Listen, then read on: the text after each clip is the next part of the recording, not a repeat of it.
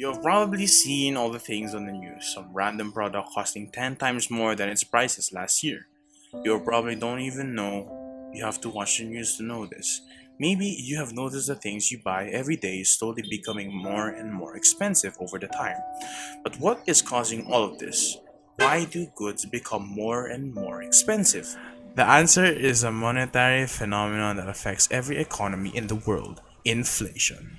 But what is inflation and why is it tied to everything that we see and buy?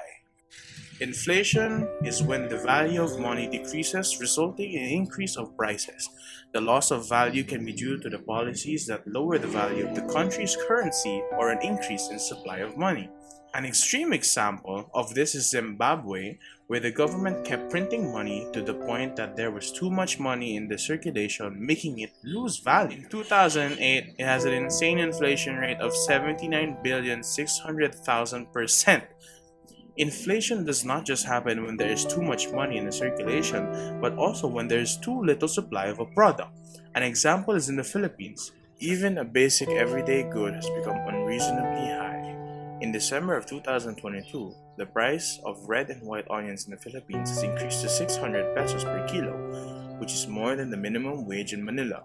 It used to be 537 pesos but was increased to 570 in June of 2022. According to the Department of Labor and Employment, it is still too low compared to the outrageous price of a kilogram of onions. The average Filipino can barely afford such a common good as its price is similar to that of luxury items. This makes it a huge problem for the masses, especially for those in the lower classes, as they can barely afford the necessary goods as the price keeps increasing. Don't forget, this is just one item. There are many more necessities that just keep getting more and more expensive, adding more financial strain to these people. The negative effects of inflation, governments are able to control it through a number of methods such as policies that increase interest rates, reduce money supply, and put a price limit on products. These lower it by making people spend less, reducing the demand for the product, making its value lower, and reducing its price. But you don't have to just rely on the government to save your bank account. You can also do something to help yourself in an age where 4 kilograms of onions is almost as expensive as a Samsung Galaxy.